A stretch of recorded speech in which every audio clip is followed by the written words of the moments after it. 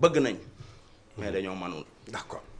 yaa ko wax léegi de France dégage à président de la République Bassirou Diomaye Faye war a dem fële jàkkaarloog waa MEDEF du mouvement des entreprises françaises pour sukkandiku ko ci ñoom pour que ñu dellu soit fii ci Sénégal mën a investir pour que ñu mën a suqali suñu économie ginnaaw loolu annoncé woon nañu premier ministre moom aussi mu waroon fa dem le 23 mais nee na dafa am conflit ci agenda am ba tax du fa mën a dem ñu bëri nag jàpp ni que ki nga xamante ni moo jàppee boppam victime te kenn teg ko muy moom muy Adji Sarr jamono ji France moo ko làq jox ko këyitu réfugié ginnaaw nag menaces yooyu pesé woon ci kawam.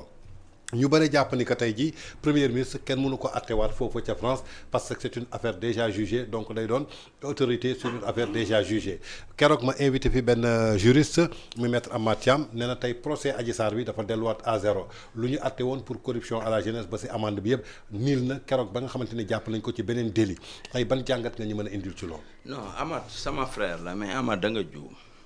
parce que da xool dañ ne. Une personne bi nga xam ne dañ ko jugé par contumace nit kooku du dee da nga xam ne contumace boobu il faut mu tëb pour que mu mun a sinon tant que contumace boobu tëbul procès bi donc dafay mel ni tant que procès bi contumace boobu tëbul kon procès boobu cela veut dire amatul donc de xool de procès boobu day exister ba tey c'est pourquoi man contumace boobu mosut a tëb xam nga pour lan parce que du doon nit ki dañ koo jàpp je te donne le cas de l'exemple de l'ex-président guinéen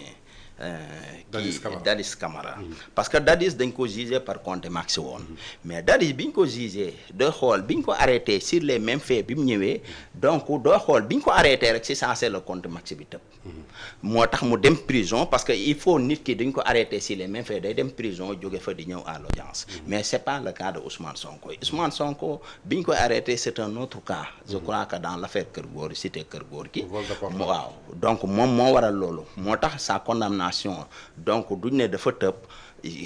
comme ñoom du may faral bëgg sax di wax ci ce dossier de Adji Sarr comme ñoom ñoo yor pouvoir bi waroon nañu mën a parce que nee nañ le dossier de Adji Sarr c'est un dossier de manipulation boo xam ne dañoo manipuler toute une population ñoom ñoo yor pouvoir bi ñoo yor le ministre de la justice ñoo yor le ministre de l'intérieur ñoom ñoo yor le parquet pour organiser des élections pour organiser l'audience donc dans ce cas ñi ngi xaar kon audience boobu wala procès boobu du dee ñor na leen ñu dennaat procès bi parce que dégg naa Madiambal Diagne mu ne tey jii la aji gën a yaakamti pour ñëw au Sénégal pour que taxaw pour son procès et puis je sais très bien que Adji Sarr a des grands avocats que je veux nommer Maître El Hadji Diouf doon na faral di wax ni vaut mieux d'avoir une quantité que de qualité sans avocat avoir Maître El Hadji Diouf seul peut-être mun na régler la situation donc dans ce cas du ne procès boobu kon dafa tëpp parce que am na contumace arrestation bi ça n'a rien à voir à cela doy xool boo xool gis naa sax dans cette arrestation dem na am na ay nit sax yu ci dem bu auti si non lié au niveau du juge d'instruction cela veut dire que doo koy xool kon ça n'a rien à voir avec l'autre parce que dañ ko doon poursuivre pour un autre dossier boo xam ni vol de portable xawma refus appel à l'instruction tout cela donc ça n'a rien à voir avec ce dossier Sonko ay ñaari délits yoo xam ne parce que dans le dossier de Adji Sarr on parle de viol parce que le juge d'instruction du premier cabinet avait renvoyé pour viol pour corruption pour viol etc les délits cela après bi mu ñëwee dans les qualifications du parquet c'est le parquet de la République de moom moo qualifié le procureur de la République de la chambre criminelle moom moo qualifié même ces délits pour parce que le parquet requérir il y a ce qu'on appelle le subsidiaire donc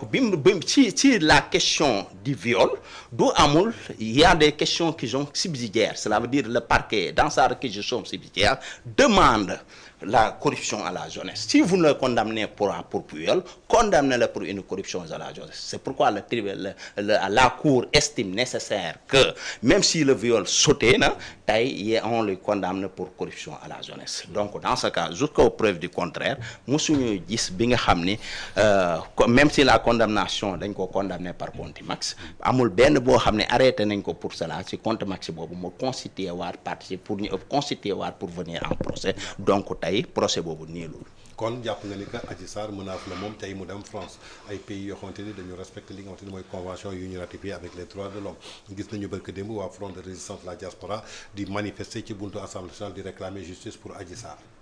waaw xam nga c'est tout à fait normal parce que la France c'est pas le Sénégal la France c'est un grand pays de démocratie la France ak ñoom mettez Sarkozy ak ñëpp ku nekk wàcc na fi président de la République dans les délais de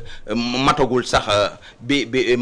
matagul sax bi président bi wàccee même pas dans la semaine ñu convoqué ko pour une audition donc dans ce cas ñooñu duñu ay Sénégal ñooñu la France c'est pas le Sénégal c'est un grand pays de droit un grand pays de démocratie c'est pourquoi France boobu tey du dee nit dafa nekk pour comme refuser donc tey donc dafa am ay convention internationale aussi yoo xam ne dañoo lié mooy waral ni tey nit ki di nga am ay renseignements surtout doo détenir l'état du Sénégal donc tey war na mun a man estimer wu ma woon sax parce que aussi le président de la République était à France donc pourquoi le premier ministre donc man gisuma ni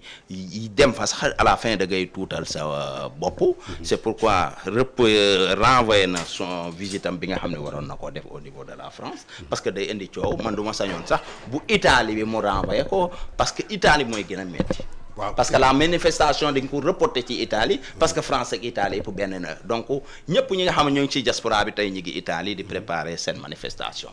waaw loolu laay wax Milan boobu nga xamante ni tey jii mi ngi fa bëgg a dem muy Italie gis nañu ñi nga xamante ni mooy opposition bi ñaa front de résistance de la diaspora ñi ngi ko fay xaar aussi ci benn manifestation mais militant Pastef yi nekk foofu nga xamante ni maanaam mooy ca Italie ñoom dañu confirmer que tey droit bi am France amul Italie parce que Italie dëkku mafia la est-ce que ragaloo ay jàmmaarloo am seen moo tax du ma doon premier ministre dama koy conseiller de ne pas y aller parce que aussi surtout la communauté alpulaar